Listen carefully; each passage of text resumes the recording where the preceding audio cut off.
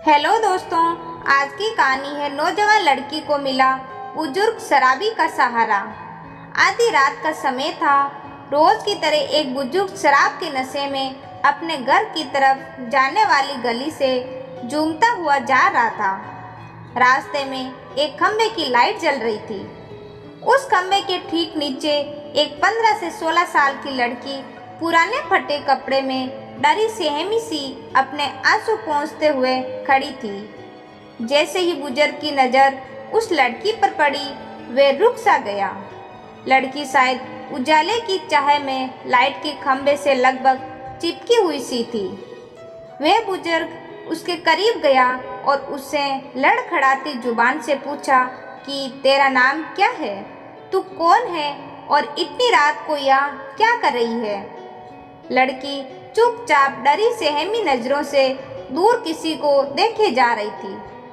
उस बुजुर्ग ने जब उस तरफ देखा जहां वह लड़की देख रही थी, तो वहां 4 लड़के उस लड़की को घूर रहे थे। उसमें से एक लड़के को वो बुजुर्ग जानता था। लड़का उस बुजुर्ग को देखकर झेप गया और अपने साथियों के साथ वहां से चला गया। लड़की उस शराब के नशे में बुजुर्ग से भी सहमी हुई थी।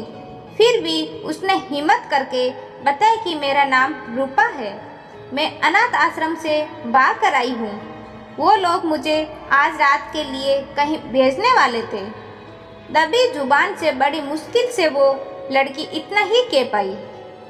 बुजुर्ग पूछता है कि क्या बात करती हो, तो तुम अब कहाँ जाएगी। लड़की बोलती है कि ये मुझे भी नहीं मालूम। बुजुर्ग वापस कहता है कि क्या तुम मेरे घर चलोगी। लड़की मन ही मन सोच रही थी कि ये तो शराब के नशे में है और ऊपर से आधी रात का समय है। दिखने में ये शरीर भी नहीं लगता। इस प्रकार के कई सवाल उसके मन में धमा चौकड़ी मचाए हुए थे। तभी बुजुर्ग कहता है कि अब मैं आखिरी बार पूछता हूँ, क्या तुम मेरे घर चलोगी हमेशा के लिए। बदनसीबी को अपना मुकद्दर मान बैठी। गहरे गुप्त अंधेरे में घबराई हुई सब कुछ भगवान के भरोसे छोड़कर लड़की ने दबी कुचली जुबान से कहा कि जी हाँ। तब उस बुजुर्ग ने झट से लड़की का हाथ कसकर पकड़ा और तेज कदमों से लगभग उसे घसीटते हुए अपने घर की तरफ बढ़ चला। वो नशे में इतना धुंध था कि अच्छे से चल भी नहीं पा रहा था। किसी तरह लड़खड़ाता वह अपने मिट्टी से बने कच्चे घर तक पहुंचा और कुंडी खटखटाई।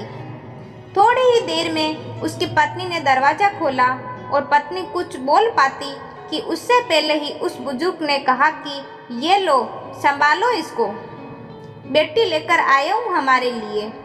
अब हम बांझ नहीं कहलाएंगे। आज से हम भी औलाद वाले हो गए हैं।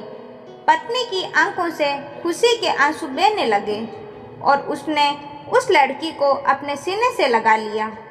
दोस्तों, ये कहानी आपको अच्छी लगी तो लाइक और शेयर जरूर करें। धन्यवाद।